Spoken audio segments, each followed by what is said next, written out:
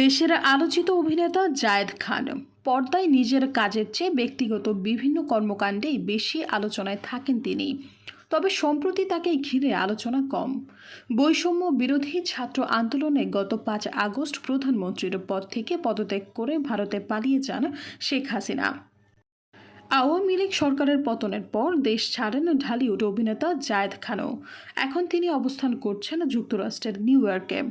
অনেকের মতে আওয়ামী লীগ সরকারের ঘনিষ্ঠ হওয়ায় এবং মামলা থাকায় দেশে ফিরছেন না জায়েদ খান।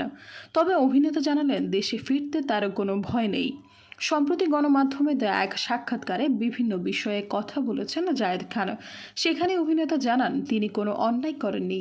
দেশে ফিরতে ভয় পাচ্ছেন কিনা এমন প্রশ্নের জবাবে জায়েদ খান বলেন, না না, আমি ভয় পাচ্ছি না।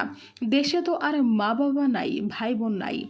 আমি এই জায়গায় একটা কোম্পানির সঙ্গে কাজ করছি, যেহেতু দেশে অনেক দিন কাজ করলাম। দেশে কাজও কম। রাজনৈতিক পরিস্থিতির কারণে অনেক শিল্পী কাজ পাচ্ছেন না। সবাই তো বিদেশে এসে কাজ করেছেন।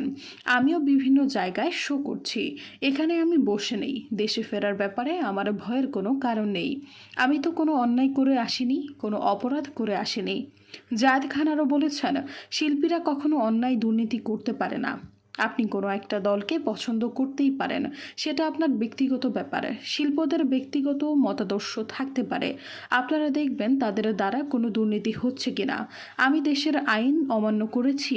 আমি কারো ক্ষতি করেছি? অবৈধভাবে টাকা ইনকাম করেছি? আমি কষ্ট করে শৈল্পিক লাইন দিয়ে অর্থ উপার্জন করেছি।